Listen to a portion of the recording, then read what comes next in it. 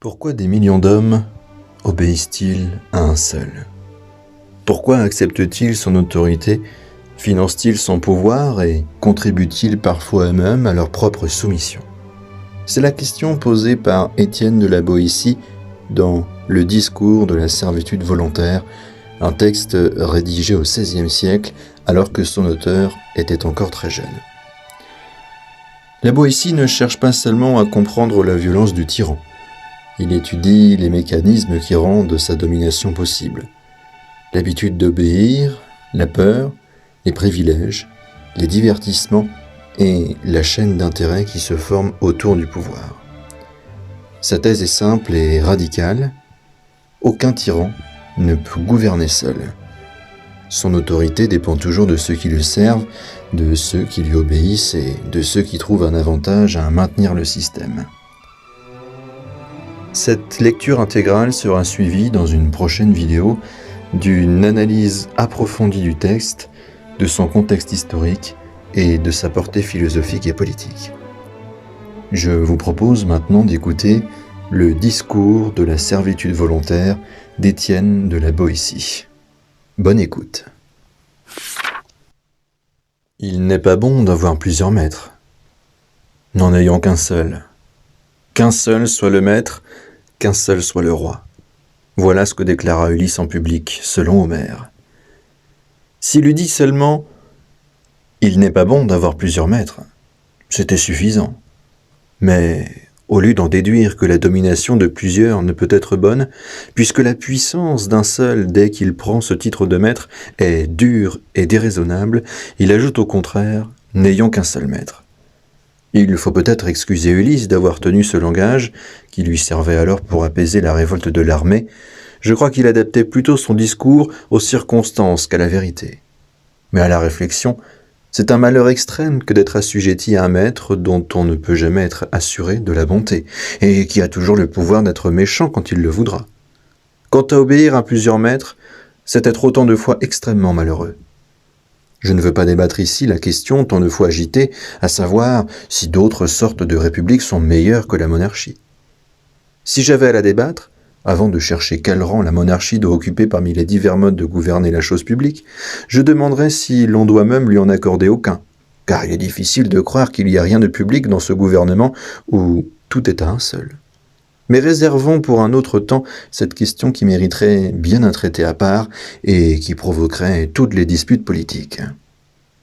Pour le moment, je voudrais seulement comprendre comment il se peut que tant d'hommes, tant de bourgs, tant de villes, tant de nations supportent quelquefois un tyran seul qui n'a de puissance que celle qu'il lui donne, qui n'a pouvoir de leur nuire qu'autant qu'ils veulent bien l'endurer, et qui ne pourrait leur faire aucun mal s'ils n'aimaient mieux tout souffrir de lui que de le contredire. Chose vraiment étonnante et pourtant si commune qu'il faut plutôt en gémir que s'en ébahir, de voir un million d'hommes misérablement asservis, la tête sous le joug, non qu'ils y soient contraints par une force majeure, mais parce qu'ils sont fascinés et pour ainsi dire ensorcelés par le seul nom d'un, qu'ils ne devraient pas redouter puisqu'il est seul, ni aimer puisqu'il est envers eux tout inhumain et cruel. Telle est pourtant la faiblesse des hommes. Contraints à l'obéissance, obligés de temporiser, ils ne peuvent pas être toujours les plus forts. Si donc une nation, contrainte par la force des armes, est soumise au pouvoir d'un seul, comme la cité d'Athènes le fut à la domination des 30 tyrans, il ne faut pas s'étonner qu'elle serve, mais bien la déplorer. Ou plutôt, ne s'en étonner ni s'en plaindre, mais supporter le malheur avec patience, et se réserver pour un avenir meilleur. Nous sommes ainsi faits que les devoirs communs de l'amitié absorbent une bonne part de notre vie. Il est raisonnable d'aimer la vertu, d'estimer les belles actions, d'être reconnaissant pour les bienfaits reçus, et de réduire souvent notre propre bien-être pour accroître l'honneur et l'avantage de ceux que nous aimons et qui méritent d'être aimés. Si donc les habitants d'un pays trouvent parmi eux un de ces hommes rares qui leur ait donné des preuves d'une grande prévoyance pour les sauvegarder, d'une grande hardiesse pour les défendre, d'une grande prudence pour les gouverner, s'ils s'habituent à la longue à lui obéir et à se fier à lui jusqu'à lui accorder une certaine suprématie, je ne sais s'il serait sage de l'enlever de là où il faisait bien pour le placer là où il pourra faire mal. Il semble en effet naturel d'avoir de la bonté pour celui qui nous a procuré du bien et de ne pas en craindre un mal. Mais, ô grand Dieu, qu'est donc cela? Comment appellerons-nous ce malheur? Quel est ce vice horrible de voir un nombre infini d'hommes non seulement obéir, mais servir, non pas être gouvernés, mais être tyrannisés, n'ayant ni bien, ni parents, ni enfants, ni leur vie même qui soit à eux? De les voir souffrir les rapines, les paillardises, les cruautés, non d'une armée, non d'un camp barbare contre lesquels chacun devrait défendre son sang et sa vie, mais d'un seul. Non d'un Hercule ou d'un Samson, mais d'un homme laid souvent le plus lâche, le plus efféminé de la nation, qui n'a jamais flairé la poudre des batailles, ni guère foulé le sable des tournois, qui n'est pas seulement inapte à commander aux hommes, mais encore à satisfaire la moindre femmelette. Nommerons-nous cela lâcheté? Appellerons-nous vil et couard ces hommes soumis? Si 2, si 3, si 4 cèdent à elles seules, c'est étrange, mais toutefois possible. On pourrait peut-être dire avec raison, c'est faute du cœur. Mais 600, 6000 souffrent l'oppression d'un seul, dira-t-on encore qu'ils n'osent pas s'en prendre à lui, ou qu'ils ne le veulent pas, et que ce n'est pas couardise, mais plutôt mépris ou dédain.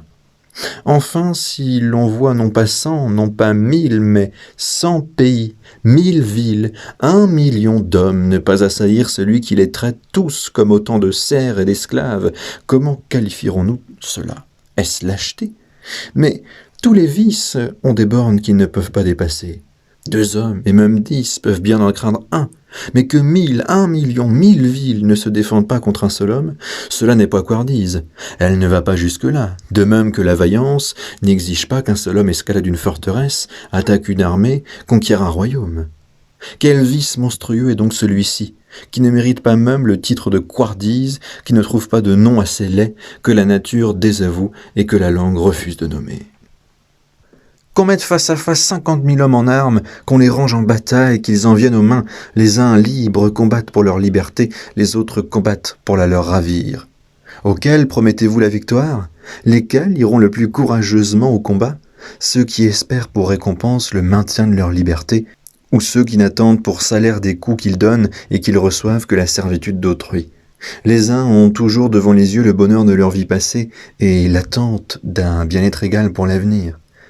Ils pensent moins à ce qu'ils endurent le temps d'une bataille qu'à ce qu'ils enduraient, vaincus, eux, leurs enfants et toute leur postérité. Les autres n'ont pour aiguillon qu'une petite pointe de convoitise qui s'émousse soudain contre le danger et dont l'ardeur s'éteint dans le sang de leur première blessure. Aux batailles si renommées de Miltiade, de Léonidas, de Thémistocle, qui datent de 2000 ans et qui vivent encore aujourd'hui aussi fraîches dans les mémoires des livres et des hommes que si elles venaient d'être livrées hier, en Grèce, pour le bien des Grecs et pour l'exemple du monde entier, qu'est-ce qui donna à un si petit nombre de Grecs non pas le pouvoir, mais le courage de supporter la force de tant de navires que la mer elle-même en débordait? De vaincre des nations si nombreuses que tous les soldats grecs pris ensemble n'auraient pas fourni assez de capitaines aux armées ennemies. Dans ces journées glorieuses, c'était moins la bataille des Grecs contre les Perses que la victoire de la liberté sur la domination, de l'affranchissement sur la convoitise. Vraiment extraordinaire, les récits de la vaillance que la liberté met au cœur de ceux qui la défendent. Mais ce qui arrive partout et tous les jours, qu'un homme seul en opprime 100 000 et les prive de leur liberté, qui pourrait le croire s'il ne faisait que l'entendre et non le voir? Et si cela n'arrivait que dans des pays étrangers, des terres lointaines et qu'on vint nous le raconter, qui ne croirait ce récit purement inventé? Or ce seul tyran, il n'est pas besoin de le combattre ni de l'abattre, il a été fait de lui-même, pourvu que le pays ne consente point à sa servitude. Et il ne s'agit pas de lui ôter quelque chose, mais de ne rien lui donner. Pas besoin que le pays se mette en peine de faire rien pour soi, pourvu qu'il ne fasse rien contre soi.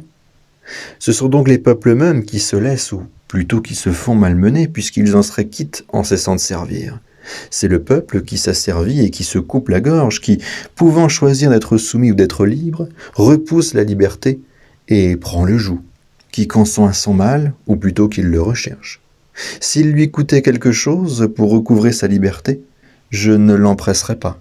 Même si ce qu'il doit avoir le plus à cœur est de rentrer dans ses droits naturels et, pour ainsi dire, de bête redevenir homme.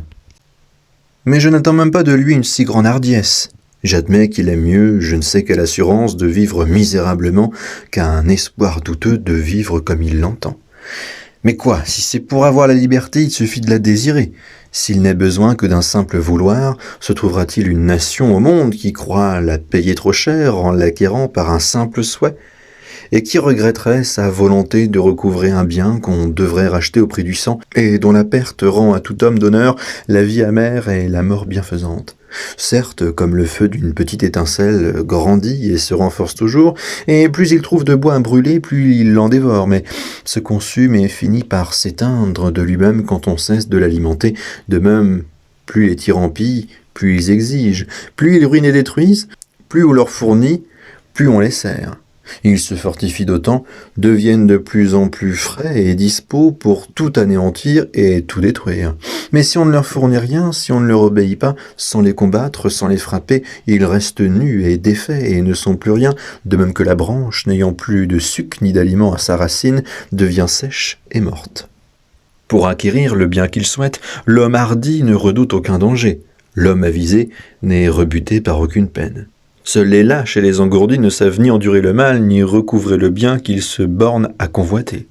L'énergie d'y prétendre leur est ravie par leur propre lâcheté.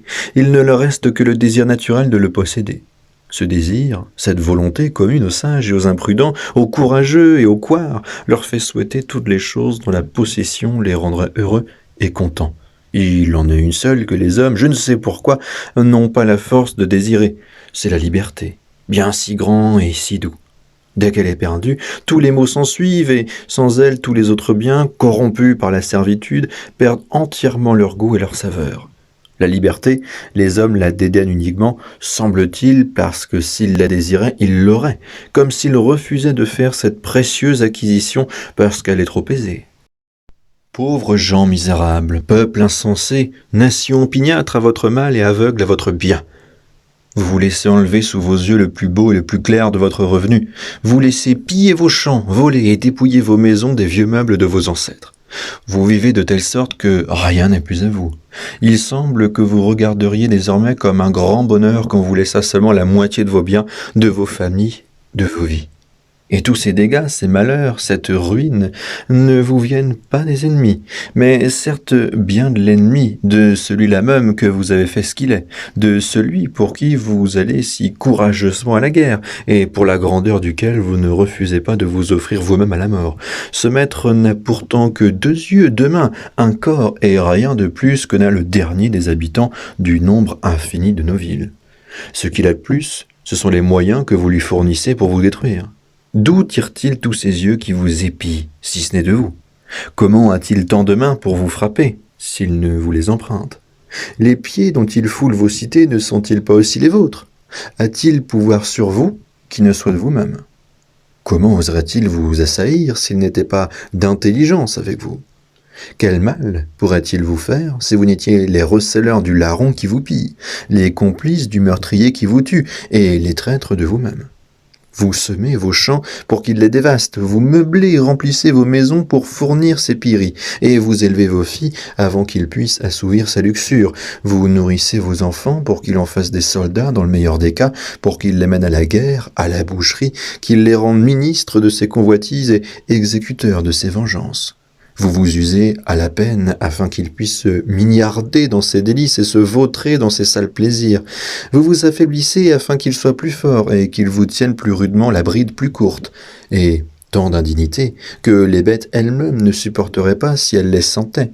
Vous pourriez vous délivrer si vous essayez. Même pas de vous délivrer, seulement de le vouloir.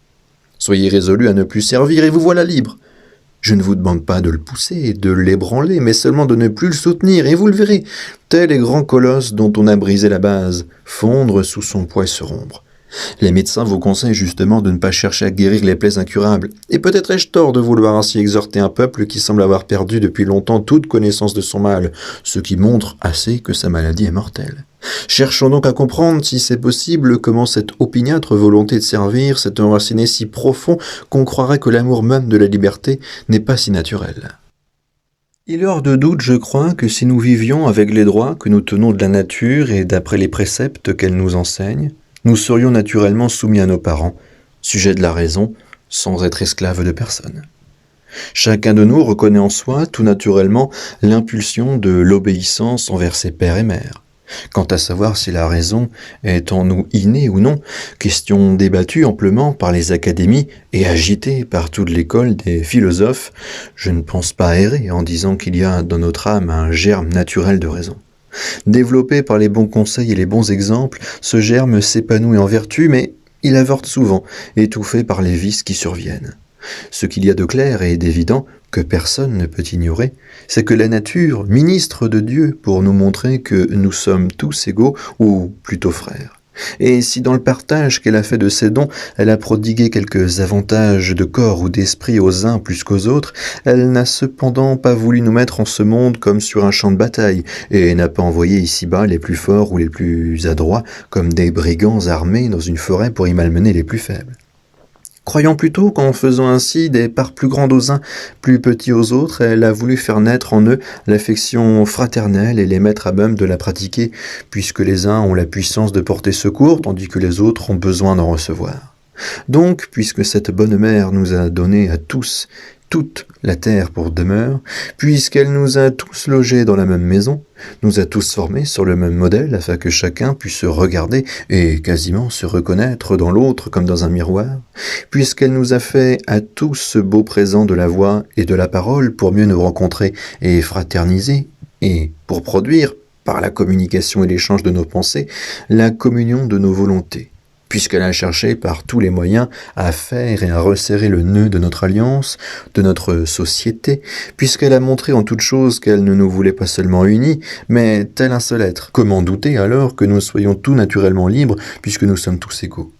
Il ne peut entrer dans l'esprit de personne que la nature ait mis quiconque en servitude, puisqu'elle nous a tous mis en compagnie.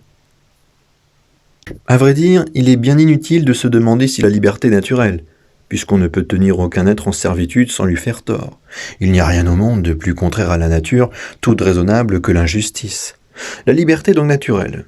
C'est pourquoi, à mon avis, nous ne sommes pas seulement nés avec elle, mais aussi avec la passion de la défendre. Et s'il s'en trouve par hasard qui en doutent encore, abâtardis au point de ne pas reconnaître leurs dons ni leur passion native, il faut que je leur fasse l'honneur qu'ils méritent et que je hisse, pour ainsi dire, les bêtes brutes en chair pour leur enseigner leur nature et leurs conditions. Les bêtes, Dieu me soit en aide, si les hommes veulent bien les entendre, leur crient « Vive la liberté !» Plusieurs d'entre elles meurent aussitôt prises. Tel le poisson qui perd la vie sitôt tiré de l'eau, elles se laissent mourir pour ne point survivre à leur liberté naturelle. Si les animaux avaient entre eux des prééminences, ils feraient de cette liberté leur noblesse. D'autres bêtes, des plus grandes aux plus petites, lorsqu'on les prend, résistent si fort des ongles, des cornes, du bec et du pied qu'elles démontrent assez quel prix elles accordent à ce qu'elles perdent. Une fois prises, elles nous donnent tant de signes flagrants de la connaissance de leur malheur qu'il est beau de les voir alors languir plutôt que vivre et gémir sur leur bonheur perdu plutôt que de se plaire en servitude. Que veut dire d'autre l'éléphant lorsque, s'étant défendu jusqu'au bout, sans plus d'espoir, sur le point d'être pris, il enfonce ses mâchoires et casse ses dents contre les arbres? Sinon que son grand désir de demeurer libre lui donne de l'esprit et l'avise de marchander avec les chasseurs. À voir s'il pourra s'acquitter par le prix de ses dents et si son ivoire, laissé pour rançon, rachètera sa liberté. Nous flattons le cheval dès sa naissance pour l'habituer à servir. Nos caresses ne l'empêchent pas de mordre son frein, de ruer sous l'éperon lorsqu'on veut le dompter. Il veut témoigner par là, ce me semble, qu'il ne sert pas de son gré, mais bien sous notre contrainte. Que dire encore? Même les bœufs sous le joug geignent et les oiseaux en cage se plaignent. Je l'ai dit autrefois en vers. Ainsi donc, puisque tout être pourvu de sentiments sent le malheur de la sujétion et court après la liberté, puisque les bêtes, même faites au service de l'homme, ne peuvent s'y soumettre qu'après avoir protesté d'un désir contraire, quelle malchance a pu dénaturer l'homme, seul vraiment né pour vivre libre, au point de lui faire perdre la souvenance de son premier état et le désir de le reprendre. Il y a 3 sortes de tyrans. Les uns règnent par l'élection du peuple, les autres par la force des armes, les derniers par succession de races. Ceux qui ont acquis le pouvoir par le droit de la guerre s'y comportent, on le sait, et le dit fort justement comme en pays conquis. Ceux qui naissent rois, en général, ne sont guère meilleurs. Nés et nourris au sein de la tyrannie, ils sucent avec le lait le naturel du tyran, et ils regardent les peuples qui leur sont soumis comme leur serfs héréditaires. Selon leur penchant dominant, avares ou prodigues, ils usent du royaume comme de leur héritage. Quant à celui qui tient son pouvoir du peuple, il semble qu'il devrait être plus supportable. Il le serait, je crois, si dès qu'il se voit élevé au-dessus de tous les autres, flatté par je ne sais quoi qu'on appelle grandeur, il décidait de n'en plus bouger. Il considère presque toujours la puissance que le peuple lui a léguée comme devant être transmise à ses enfants. Or, dès que ceux-ci ont adapté cette opinion, il est étrange de voir combien ils surpassent en toutes sortes de vices, et même en cruauté, tous les autres tyrans. Ils ne trouvent pas meilleur moyen pour assurer leur nouvelle tyrannie que de renforcer la servitude et d'écarter si bien les idées de liberté de l'esprit de leurs sujets, pour récent qu'en soit le souvenir, ils s'effacent bientôt de leur mémoire. Pour dire vrai, je vois bien entre ces tyrans quelques différences, mais de choix. Je n'en vois pas, car s'ils arrivent au trône par des moyens divers, leur manière de règne est toujours à peu près la même. Ceux qui sont élus par le peuple le traitent comme un taureau à dompter, les conquérants comme leur proie, les successeurs comme un troupeau d'esclaves qui leur appartient par nature. Je poserai cette question, si par hasard il naissait aujourd'hui quelques gens tout neufs, ni accoutumés à la suggestion, ni affriandés à la liberté, et ignorant jusqu'au nom de l'une et de l'autre, et qu'on leur proposât d'être sujets ou de vivre libres. Quel serait leur choix? Sans aucun doute, soit comme ces gens d'Israël qui, sans besoin ni contrainte, se donnèrent un tyran. Je ne lis jamais leur histoire sans en éprouver un dépit extrême qui me porterait presque à être inhumain, jusqu'à me réjouir de tous les maux qui leur advinrent. Car pour que les hommes, tant qu'ils sont des hommes, se laissent assujettir, il faut deux choses l'une, ou qu'ils y soient contraints, ou qu'ils soient trompés. Contraints par les armes étrangères comme le furent Sparte et Athènes, par celles d'Alexandre, ou trompés par les factions comme fut le gouvernement d'Athènes, tombé auparavant aux mains de Pisistrate. Ils perdent souvent leur liberté en étant trompés, mais sont moins souvent séduits par autrui qu'ils ne se trompent eux-mêmes.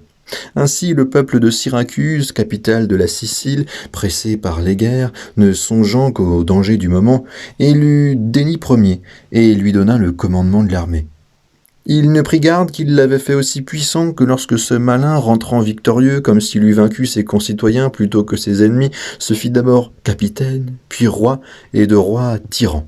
Il est incroyable de voir comme le peuple, dès qu'il est assujetti, tombe soudain dans un si profond oubli de sa liberté qu'il lui est impossible de se réveiller pour la reconquérir. Il sert si bien et si volontiers qu'on dirait à le voir qu'il n'a pas seulement perdu sa liberté, mais bien gagné sa servitude. Il est vrai qu'au commencement, on sert contraint et vaincu par la force. Mais les successeurs servent sans regret et font volontiers ce que leurs devanciers avaient fait par contrainte. Les hommes nés sous le joug, puis nourris et élevés dans la servitude, sans regarder plus avant, se contentent de vivre comme ils sont nés et ne pensent point avoir d'autres biens ni d'autres droits que ceux qu'ils ont trouvés. Ils prennent pour leur état de nature l'état de leur naissance. Toutefois, il n'est pas d'héritier, même prodigue ou nonchalant, qui ne porte un jour les yeux sur les registres de son père pour voir s'il jouit de tous les droits de sa succession et si l'on n'a rien entrepris contre lui ou contre son prédécesseur. Mais l'habitude, qui exerce en toute chose un si grand pouvoir sur nous, a surtout celui de nous apprendre à servir et, comme on le raconte de Mithridate, qui finit par s'habituer au poison, celui de nous apprendre à avaler le venin de la servitude sans le trouver amer. Nul doute que la nature nous dirige là où elle veut, bien ou mal lotis, mais il faut avouer qu'elle a moins de pouvoir sur nous que l'habitude. Si bon que soit le naturel, il s'y perd s'il n'est entretenu, et l'habitude nous forme toujours à sa manière, en dépit de la nature. Les semences de bien que la nature met en nous sont si menues, si frêles qu'elles ne peuvent résister au moindre choc d'une habitude contraire. Elles s'entretiennent moins facilement qu'elles ne s'abâtardisent, et même dégénèrent, tels ces arbres fruitiers qui conservent les caractères de leur espèce tant qu'on les laisse venir, mais qu'ils les perdent pour porter des fruits différents des leurs, selon la manière dont on les greffe. Les herbes aussi ont chacune leur propriété, leur naturel, leur singularité. Pourtant, la durée, les intempéries, le sol ou la main du jardinier augmentent ou diminuent de beaucoup leurs vertus. La plante qu'on a vue dans un pays n'est souvent plus reconnaissable dans un autre. Celui qui verrait les Vénitiens, une poignée de gens vivant si librement que le plus misérable d'entre eux ne voudrait pas être roi, nés et élevés de façon qu'ils ne connaissent d'autres ambitions que celle d'entretenir pour le mieux leur liberté, éduqués et formés dès leur berceau de telle sorte qu'ils n'échangeraient pas un brin de leur liberté pour toutes les autres félicités de la terre. Celui, dis-je, qui verrais ces personnes-là et qui s'en irait ensuite sur le domaine de quelques grands seigneurs, y trouvant des gens qui ne sont nés que pour le servir et qui abandonnent leur propre vie pour maintenir sa puissance, penserait-il que ces deux peuples sont de même nature? Ou ne croirait-il pas plutôt qu'en sortant d'une cité d'hommes, il est entré dans un parc de bêtes? On raconte que Lycurgue, le législateur de Sparte, avait nourri 2 chiens, tous 2 frères, tous 2 allaités au même lait. L'un était engraissé à la cuisine, l'autre habitué à courir les champs au son de la trompe et du cornet. Voulant montrer aux Lacédémoniens que les hommes sont tels que la culture les a faits, il exposa les 2 chiens sur la place publique et mit entre eux une soupe et un lièvre. L'un courut au plat, l'autre au lièvre. Et pourtant, dit-il, ils sont frères. Celui-là, avec ses lois et son art politique, éduqua et forma si bien les Lacédémoniens que chacun d'eux préférait souffrir 1000 morts plutôt que de se soumettre à un autre maître que la loi et la raison. Je prends plaisir à rappeler ici une anecdote concernant l'un des favoris de Xerxès, grand roi de Perse et de Spartiate. Lorsque Xerxès faisait ses préparatifs de guerre pour conquérir la Grèce entière, il envoya ses ambassadeurs dans plusieurs villes de ce pays pour demander de l'eau et de la terre. C'était la manière qu'avaient les Perses de sommer les villes de se rendre. Il se garda bien d'en envoyer à Sparte ni à Athènes, parce que les Spartiates et les Athéniens, auxquels son père Darius en avait envoyé auparavant, les avaient jetés, les uns dans le fossé, les autres dans les puits, en leur disant « Allez-y, prenez là de l'eau et de la terre et portez-les à votre prince ». Ces gens ne pouvaient souffrir que, même par la moindre parole, on attentât à leur liberté. Les Spartiates reconnurent qu'en agissant de la sorte, ils avaient offensé les dieux, et surtout Talthybi, le dieu des héros. Ils résolurent donc, pour les apaiser, d'envoyer à Xerxès 2 de leurs concitoyens, afin que, disposant d'eux à son gré, il pût se venger sur eux du meurtre des ambassadeurs de son père. 2 Spartiates, l'un nommé Spertiès et l'autre Bullius, s'offrirent comme victimes volontaires. Ils partirent. Arrivés au palais d'un Perse nommé Hydarne, lieutenant du roi pour toutes les villes d'Asie qui étaient sur les côtes de la mer, celui-ci les accueillit fort honorablement. Leur fit grande chère et, de fil en aiguille, leur demanda pourquoi ils rejetaient si fort l'amitié du roi. Spartiate, dit-il, voyez par mon exemple comment le roi s'est honoré ce qu'il le mérite. Croyez que si vous étiez à son service et qu'il vous eût connu, vous seriez tous les 2 gouverneurs de quelques villes grecques. Les Lacédémoniens répondirent « En ceci, Hydarne, tu ne pourrais nous donner un bon conseil, car si tu as essayé le bonheur que tu nous promets, tu ignores entièrement celui dont nous jouissons. Tu as éprouvé la faveur du roi, mais tu ne sais pas quel goût délicieux a la liberté. Or, si tu en avais seulement goûté, tu nous conseillerais de la défendre, non seulement avec la lance et le bouclier, mais avec les dents et avec les ongles. » Seuls les Spartiates disaient vrai, mais chacun parlait ici selon l'éducation qu'il avait reçue, car il était aussi impossible aux Perses de regretter la liberté dont ils n'avaient jamais joui qu'aux Lacédémoniens, qu'ils l'avaient savouré d'endurer l'esclavage.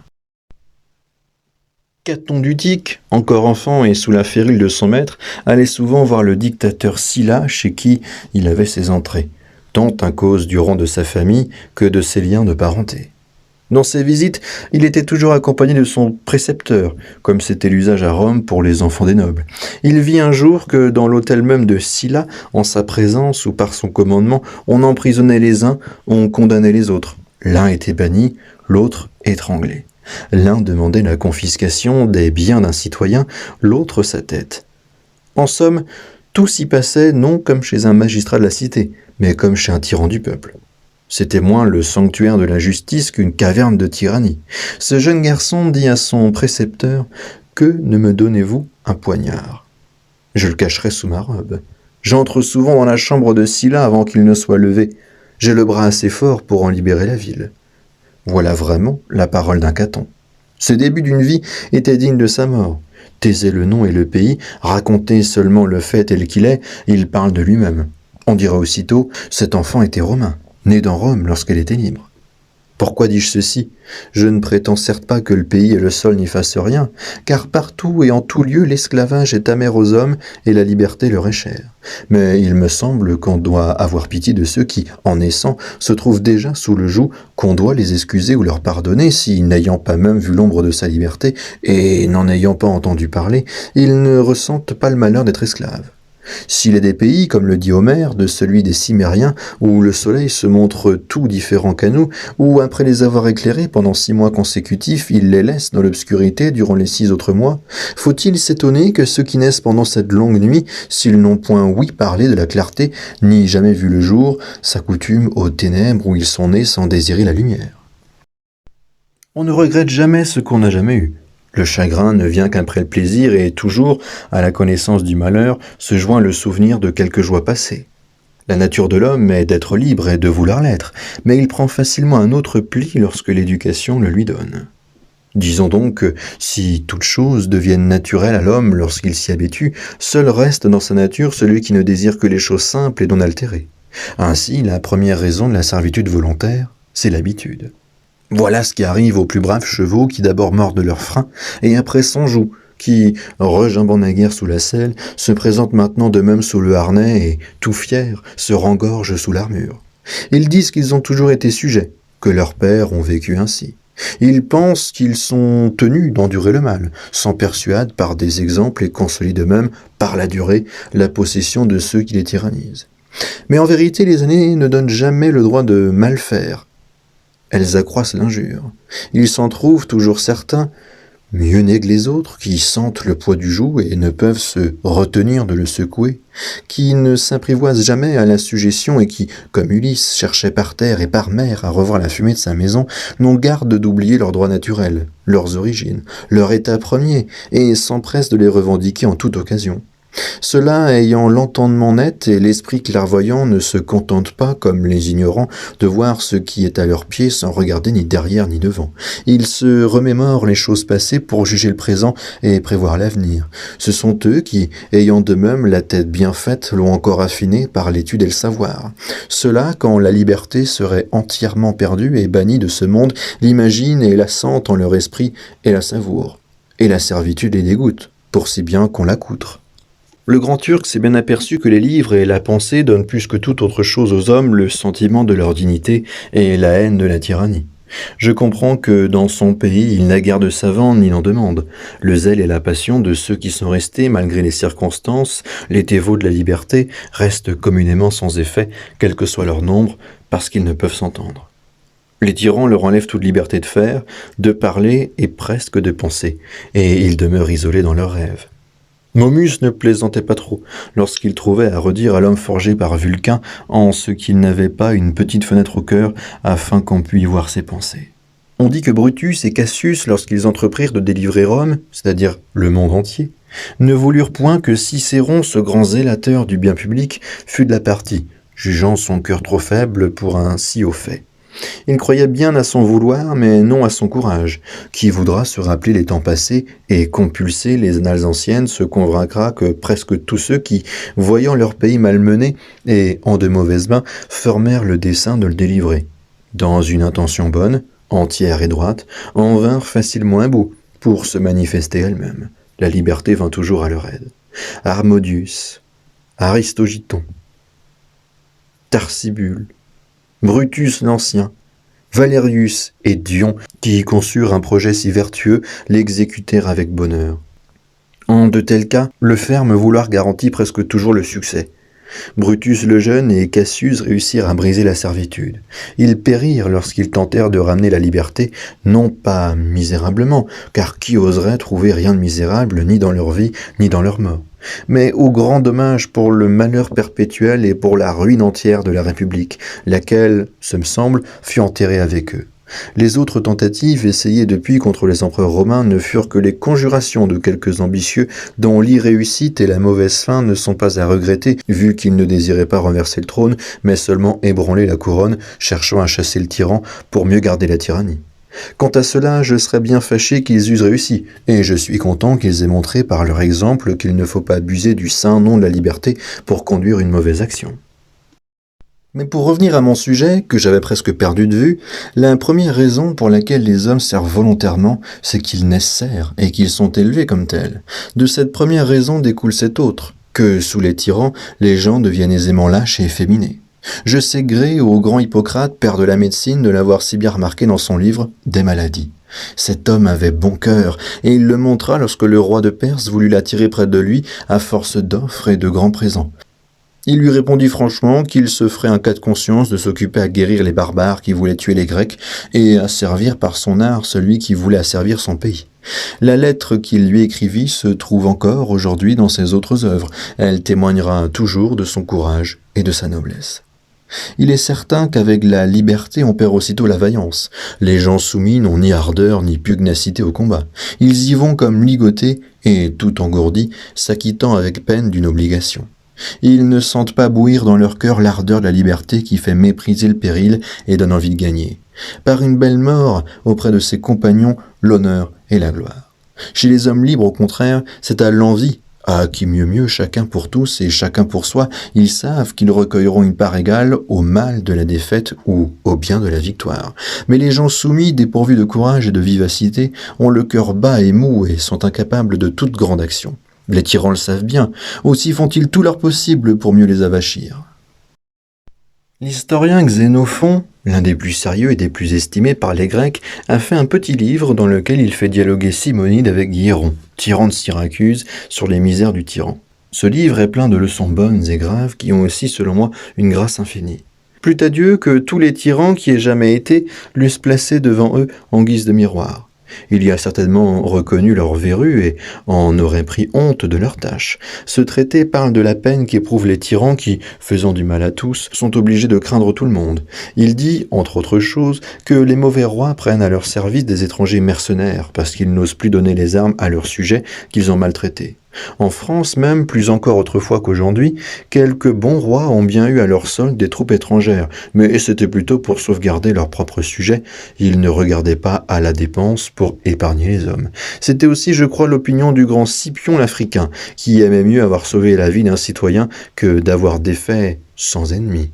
Mais ce qui est certain, c'est que le tyran ne croit jamais sa puissance assurée, s'il n'est pas parvenu au point de n'avoir pour sujet que des hommes sans valeur. On pourrait lui dire, à juste titre, ce que, d'après Terence, Trason disait au maître des éléphants. « Si brave donc vous êtes, que vous avez chargé des bêtes. » Cette ruse des tyrans d'abêtir leur sujet n'a jamais été plus évidente que dans la conduite de Cyrus envers les Lydiens, après qu'il se fut emparé de leur capitale et qu'il eut pris pour captif Crésus, ce roi si riche. On lui apporta la nouvelle que les habitants de Sardes s'étaient révoltés. Il les eut bientôt réduits à l'obéissance, mais ne voulant pas saccager une aussi belle ville, ni être obligé d'y tenir une armée pour la maîtriser, il s'avisa d'un expédient admirable pour s'en assurer la possession. Il y établit des bordels, des tavernes et des jeux publics, et publia une ordonnance qui obligeait les citoyens à s'y rendre. Il se trouva si bien de cette garnison que, par la suite, il n'eut plus à tirer l'épée contre les Lydiens. Ces misérables s'amusèrent à inventer toutes sortes de jeux, si bien que, de leur nom même, les Latins formèrent le mot par lequel ils désignaient ce que nous appelons passe-temps, qu'ils nommaient ludie, par corruption de Lydie. Tous les tyrans n'ont pas déclaré aussi expressément vouloir efféminer leur sujet. Mais de fait, ce que celui-là ordonna formellement, la plupart d'entre eux l'ont fait en cachette. Tel est le penchant naturel du peuple ignorant qui, d'ordinaire, est plus nombreux dans les villes. Il est soupçonneux envers celui qu'il aime et confiant envers celui qui le trompe. Ne croyez pas qu'il y ait nul oiseau qui se prenne mieux à la pipée, ni aucun poisson qui, pour la friandise du ver, morde plutôt à l'hameçon que tous ces peuples qui se laissent promptement allécher à la servitude pour la moindre douceur qu'on leur fait goûter. Ces choses merveilleuses qui se laissent aller si promptement, pour peu qu'on les chatouille. Le théâtre, les jeux, les farces, les spectacles, les gladiateurs, les bêtes curieuses, les médailles, les tableaux et autres drogues de cette espèce étaient pour les peuples anciens les appâts de la servitude, le prix de leur liberté ravie, les outils de la tyrannie. Ce moyen, cette pratique, ces allèchements étaient ceux qu'employaient les anciens tyrans pour endormir leurs sujets sous le joug. Ainsi, les peuples abrutis, trouvant beaux tous ces passe-temps, amusés d'un vain plaisir qui les éblouissait, s'habituaient à servir aussi niaisement, mais plus mal que les petits enfants n'apprennent à lire avec des images brillantes. Les tyrans romains renchérirent encore sur ces moyens en faisant souvent festoyer les décuries, en gorgeant comme il le fallait cette canaille qui se laisse aller jusqu'à toute autre chose au plaisir de la bouche. Ainsi, le plus éveillé d'entre eux n'aurait pas quitté son écuelle de soupe pour recouvrer la liberté de la République de Platon. Les tyrans faisaient largesse du quart de blé, du septier de vin, du sesterce, et s'étaient pitié alors d'entendre crier « Vive le roi !» Ces lourdeaux ne s'avisaient pas qu'ils ne faisaient que recouvrer une part de leurs biens, et que cette part même qu'ils en recouvraient, le tyran n'aurait pu la leur donner si, auparavant, il ne le leur avait pas enlevée. Tel ramassait aujourd'hui le sesterce, tel se gorgeait au festin public en bénissant Tibère et Néron de leur libéralité qui, le lendemain, contraint d'abandonner ses biens à l'avidité, ses enfants à la luxure, son sang même à la cruauté de ses empereurs magnifiques, ne disait mot, pas plus qu'une pierre, et ne se remuait pas plus qu'une souche. Le peuple ignorant a toujours été ainsi. Au plaisir qu'il ne peut honnêtement recevoir, il est tout dispos et dissolu. Au tort et à la douleur qu'il peut honnêtement souffrir, il est insensible. Je ne vois personne aujourd'hui qui, entendant parler de Néron, ne tremble au seul nom de ce vilain monstre, de cette sale peste du monde. Il faut pourtant dire qu'après la mort, aussi dégoûtante que sa vie, de ce bouteleux, de ce bourreau, de cette bête sauvage, ce fameux peuple romain en éprouva tant de déplaisir, se rappelant ses jeux et ses festins, qu'il fut sur le point d'emporter le deuil. C'est du moins ce qu'en écrit Tacite, excellent auteur, historien des plus fiables, et l'on ne trouvera pas cela étrange si l'on considère ce que ce même peuple avait déjà fait à la mort de Jules César, qui avait donné congé aux lois et à la liberté romaine.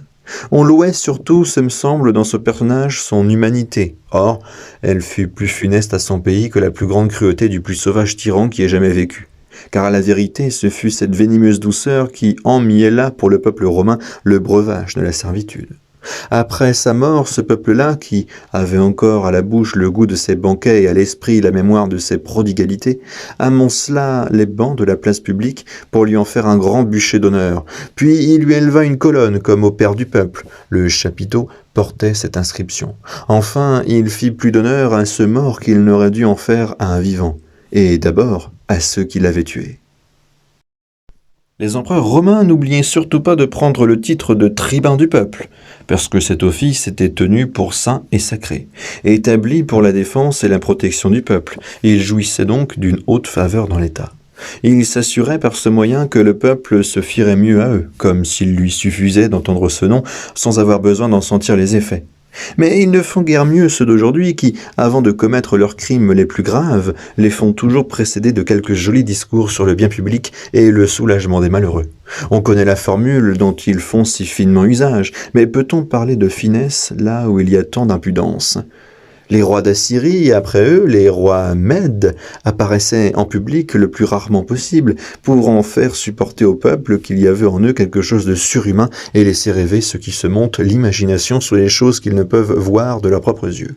Ainsi, tant de nations qui furent longtemps sous l'emprise de ces rois mystérieux s'habituèrent à les servir, et les servir d'autant plus volontiers qu'ils ignoraient qui était leur maître, ou même s'ils en avaient un, de telle sorte qu'ils vivaient dans la crainte d'un être que personne n'avait jamais vu. Les premiers rois d'Égypte ne se montraient guère sans porter tantôt une branche, tantôt du feu sur la tête. Ils se masquaient et jouaient au battleur, inspirant par ces formes étranges respect et admiration à leur sujet qui, s'ils n'avaient pas été aussi stupides ou soumis, auraient dû s'en moquer et en rire.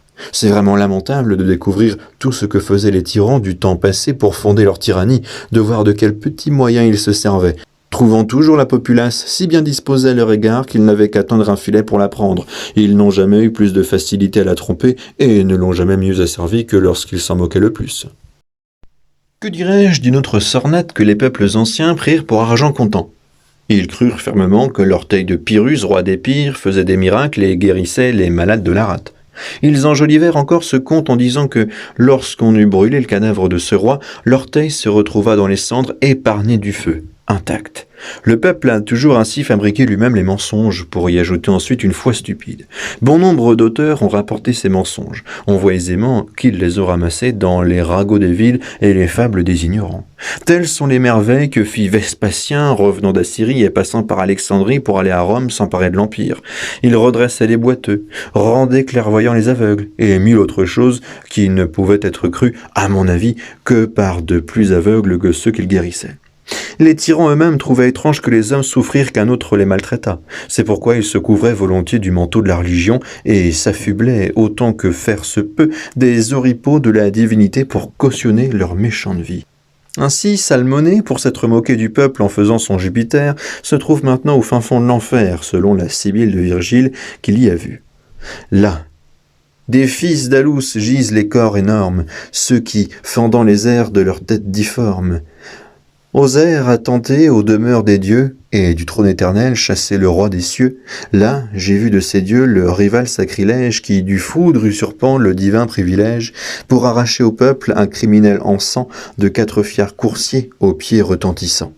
Attelant en vain char dans l'élite tremblante, une torche à la main y semait l'épouvante, insensé qui du ciel prétendu souverain, par le bruit de son char et de son pont d'airain, du tonnerre imitait le bruit inimitable, mais Jupiter lança le foudre véritable, et renversa couvert d'un tourbillon de feu, le char et les coursiers, et la foudre et le dieu, son triomphe fut court, sa peine est éternelle. Si celui qui voulut simplement faire l'idiot se trouve là-bas, si bien traité, je pense que ceux qui ont abusé de la religion pour mal faire s'y trouveront encore à meilleures enseignes. Nos tyrans de France ont semé aussi je ne sais quoi du genre, des crapauds, des fleurs de lys, la sainte ampoule et l'oriflamme. Toutes choses que, pour ma part, et quoi qu'il en soit, je ne veux pas croire n'être que des balivernes, puisque nos ancêtres les croyaient, et que de notre temps nous n'avons eu encore aucune occasion de les soupçonner tels. Car nous avons eu quelques rois si bons à la paix, si vaillants à la guerre, que bien qu'ils fussent nés rois, il semble que la nature ne les ait pas faits comme les autres, et que le Dieu Tout-Puissant les ait choisis avant leur naissance pour leur confier le gouvernement et la garde de ce royaume. Et quand cela ne serait pas, je ne voudrais pas entrer en lice pour débattre de la vérité de nos histoires, ni les éplucher trop librement pour ne pas ravir ce beau thème, ou pour ainsi bien s'exprimer notre poésie française. Cette poésie non seulement agrémentée, mais pour ainsi dire refaite à neuf par nos Ronsard, Baïf et Du Bellay. Ils font tellement progresser notre langue que bientôt, j'ose l'espérer, nous n'aurons rien à envier au grec ni au latin, hormis le droit d'aînesse. Certes, je ferai grand tort à notre rime, j'use volontiers de ce mot qui me plaît, car bien que plusieurs l'aient rendu purement mécanique, j'en vois toutefois assez d'autres capables de l'anoblir et de lui rendre son premier lustre. Je lui ferai, dis-je, grand tort en lui ravissant ces jolis contes du roi Clovis, dans lesquels s'égara si plaisamment, si aisément, la verve de notre Ronsard dans sa Franciade. Je saisis sa portée, je connais son esprit fin et je sais la grâce de l'homme. Il fera son affaire de l'oriflamme, aussi bien que les Romains le faisaient de leurs ancis et de ces boucliers du ciel en bas jetés dont parle Virgile. Il tirera de notre sainte ampoule un parti aussi bon que les Athéniens en tirèrent de leur corbeille d'Érysictone. Il parlera de nos armoiries aussi bien que de leurs oliviers, qu'ils prétendent exister encore dans la tour de Minerve. Certes, je serais téméraire de vouloir démentir nos livres et de courir ainsi sur les terres de nos poètes. Mais pour revenir à mon sujet, dont je me suis éloigné je ne sais trop comment, n'est-il pas clair que les tyrans, pour s'affermir, se sont efforcés d'habituer le peuple, non seulement à l'obéissance et à la servitude, mais encore à leur dévotion? Tout ce que j'ai dit jusqu'ici des moyens employés par les tyrans pour asservir n'est exercé que sur le petit peuple ignorant. J'en arrive maintenant à un point qui est, selon moi, le ressort et le secret de la domination, le soutien et le fondement de toute tyrannie. Celui qui penserait que les hallebardes, les gardes et le guet garantissent les tyrans se tromperait fort. Ils s'en servent, je crois, par forme et pour épouvantail plus qu'il ne s'y fie. Les archers barrent l'entrée des palais aux malhabiles qui n'ont aucun moyen de nuire, non aux audacieux bien armés. On voit aisément que parmi les empereurs romains, moins nombreux sont ceux qui échappèrent au danger grâce au secours de leurs archers qu'il n'y en eut de tués par ces archers mêmes. Ce ne sont pas les bandes de gens à cheval, les compagnies de fantassins, ce ne sont pas les armes qui défendent un tyran, mais toujours, on aura peine à le croire d'abord, quoique ce soit l'exacte vérité, 4 ou 5 hommes qui le soutiennent et qui lui soumettent tout le pays. Il en a toujours été ainsi. 5 ou 6 ont eu l'oreille du tyran et s'en sont approchés d'eux-mêmes, ou bien ils ont été appelés pour lui pour être les complices de ses cruautés, les compagnons de ses plaisirs, les macros de ses voluptés et les bénéficiaires de ses rapides. Ces 6 dressent si bien leur chef qu'il en devient méchant vers la société, non seulement de sa propre méchanceté, mais encore de leur. Ces 6 en ont sous eux 600, qu'ils corrompent autant qu'ils ont corrompu le tyran. Ces 600 en tiennent sur leur dépendance 6000, qu'ils élèvent en dignité. Ils leur font donner le gouvernement des provinces ou le maniement des deniers afin de les tenir par leur avidité ou par leur cruauté, afin qu'ils les exercent à point nommé et fassent d'ailleurs tant de mal qu'ils ne puissent se maintenir que sous leur ombre et qu'ils ne puissent s'exempter des lois et des peines que grâce à leur protection. Grande est la série de ceux qui les suivent, et qui voudra en dévider le fil verra que non pas 6000, mais 100 000 et des millions tiennent au tyran par cette chaîne ininterrompue qui les soude et les attache à lui, comme Homère le fait dire à Jupiter, qui se targue en tirant une telle chaîne d'amener à lui tous les dieux. De là venait l'accroissement du pouvoir du Sénat sous Jules César. l'établissement de nouvelles fonctions, l'institution de nouveaux offices, non certes pour réorganiser la justice, mais pour donner de nouveaux soutiens à la tyrannie. En somme, par les gains et les faveurs qu'on reçoit des tyrans, on en arrive à ce point qu'ils se trouvent presque aussi nombreux, ceux auxquels la tyrannie profite, que ceux auxquels la liberté plairait. Au dire des médecins, bien que rien ne paraisse changer dans notre corps dès que quelques tumeurs se manifestent en un seul endroit, toutes les humeurs se portent vers cette partie véreuse. De même, dès qu'un roi s'est déclaré tyran, tout le mauvais, toute la lie du royaume, je ne dis pas un tas de petits friponneaux et de faquins qui ne peuvent faire ni mal ni bien dans un pays, mais ceux qui sont possédés d'une ambition ardente et d'une avidité notable, se groupent autour de lui et le soutiennent pour avoir part au butin et pour être sous le grand tyran autant de petits tyranneaux. Tels sont les grands voleurs et les fameux corsaires, les uns courent le pays, les autres pourchassent les voyageurs. Les uns sont en embuscade, les autres au guet. Les uns massacrent, les autres dépouillent. Et bien qu'il y ait entre eux des prééminences, que les uns ne soient que des valets et les autres des chefs de bande, à la fin il n'y en a pas un qui ne profite, sinon du butin principal, du moins de ses restes. On dit que les pirates ciliciens se rassemblèrent en un si grand nombre qu'il fallut envoyer contre eux le grand Pompée, et qu'ils attirèrent à leur alliance plusieurs belles et grandes villes, dans les havres desquelles, en revenant de leur course, ils se mettaient en sûreté, leur donnant en échange une part des pillages qu'elles avaient recelés. C'est ainsi que le tyran a servi les sujets les uns par les autres. Il est gardé par ceux dont il devrait se garder, s'il valait quelque chose. Mais on l'a fort bien dit, pour fendre le bois, on se fait des coins de bois même. Tels sont ses archers, ses gardes, ses hallebardiers. Non que ceux-ci n'en souffrent souvent eux-mêmes, mais ces misérables abandonnés de Dieu et des hommes se contentent d'endurer le mal et d'en faire, non à celui qui leur en fait, mais bien à ceux qui, comme eux, l'endurent et n'y peuvent. Mais quand je pense à ces gens qui flattent le tyran pour exploiter sa tyrannie et la servitude du peuple, je suis presque aussi souvent ébahi de leur méchanceté qu'apitoyé de leur sottise. Car à vrai dire, s'approcher du tyran, est-ce autre chose que s'éloigner de sa liberté et, pour ainsi dire, embrasser et serrer à deux mains sa servitude? Qu'ils mettent un moment à part leur ambition, qu'ils se dégagent un peu de leur avidité, et puis qu'ils se regardent, qu'ils se considèrent eux-mêmes, ils verront clairement que ces villageois, ces paysans qu'ils foulent aux pieds et qu'ils traitent comme des forçats ou des esclaves, ils verront, dis-je, que ceux-là si malmenés sont plus heureux qu'eux et en quelque sorte plus libres. Le laboureur et l'artisan, pour asservi qu'il soit, en sont quittes en obéissant. Mais le tyran voit ceux qui l'entourent coquinant et mendiant sa faveur. Et il ne faut pas seulement qu'ils fassent ce qu'il ordonne, mais aussi qu'ils pensent ce qu'ils veulent, et souvent, même pour le satisfaire, qu'ils préviennent ses propres désirs. Ce n'est pas le tout de lui obéir, il faut encore le complaire. Il faut qu'il se rompe, se tourmente, se tue à traiter ses affaires, et puisqu'ils ne se plaisent qu'à son plaisir, qu'ils sacrifient leur goût au sien, qu'ils forcent leur tempérament et dépouillent leur naturel. Il faut qu'ils soient attentifs à ses paroles, à sa voix, à ses regards, à ses gestes, que leurs yeux, leurs pieds, leurs mains soient continuellement occupés à épier ses volontés et à deviner ses pensées. Est-ce là, vivre heureux? Est-ce même vivre? Est-il rien au monde de plus insupportable que cet état? Je ne dis pas pour tout homme de cœur, mais encore pour celui qui n'a que le simple bon sens ou même figure d'homme. Quelle condition est plus misérable que celle de vivre ainsi, n'ayant rien à soi et tenant d'un autre son aise, sa liberté, son corps et sa vie? Mais ils veulent servir pour amasser des biens, comme s'ils pouvaient rien gagner qui fût à eux, puisqu'ils ne peuvent même pas dire qu'ils sont à eux-mêmes. Et comme si quelqu'un pouvait avoir quelque chose à soi sous un tyran, ils veulent se rendre possesseurs de biens, oubliant que ce sont eux qui lui donnent la force de ravir tout à tous, et de ne rien laisser qu'on puisse dire être à sa personne. Il voit pourtant que ce sont les biens qui rendent les hommes dépendants de sa cruauté, qu'il n'y a aucun crime plus digne de mort, selon lui, que l'avantage d'autrui, qu'il n'aime que les richesses et ne s'attaque qu'aux riches. Ceux-là viennent cependant se présenter à lui comme des moutons devant le boucher, pleins et bien repus comme pour lui faire envie. Ses favoris devraient moins se souvenir de ceux qui ont gagné beaucoup auprès des tyrans que de ceux qui, s'étant gorgés quelque temps, y ont perdu peu après les biens et la vie. Il devrait moins songer au grand nombre de ceux qui ont acquis des richesses qu'au petit nombre de ceux qui les ont conservées. Qu'on parcourt toutes les histoires anciennes et qu'on rappelle toutes celles dont nous nous souvenons, on verra bien combien sont ceux qui, arrivés par de mauvais moyens jusqu'à l'oreille des princes, soit en flattant leurs mauvais penchants, soit en abusant de leur naïveté, ont fini par être écrasés par ces mêmes princes qui avaient mis autant de facilité à les élever que d'inconstance à les défendre. Parmi le grand nombre de ceux qui se sont trouvés auprès des mauvais rois, il en est peu ou presque pas qui n'aient éprouvé eux-mêmes la cruauté du tyran, qu'ils avaient auparavant attisé contre d'autres. Souvent enrichis à l'ombre de sa faveur, des dépouilles d'autrui, ils l'ont à la fin enrichi eux-mêmes de leurs propres dépouilles. Et même les gens de bien. Il arrive parfois que le tyran les aime, si avancés qu'ils soient dans sa bonne grâce, si brillante que soit en eux la vertu et l'intégrité, qui, même aux méchants, inspirent quelque respect lorsqu'on les voit de près. Ces gens de bien, dis-je, ne sauraient se maintenir auprès du tyran. Il faut qu'ils se ressentent aussi du mal commun et qu'ils éprouvent la tyrannie à leurs dépens.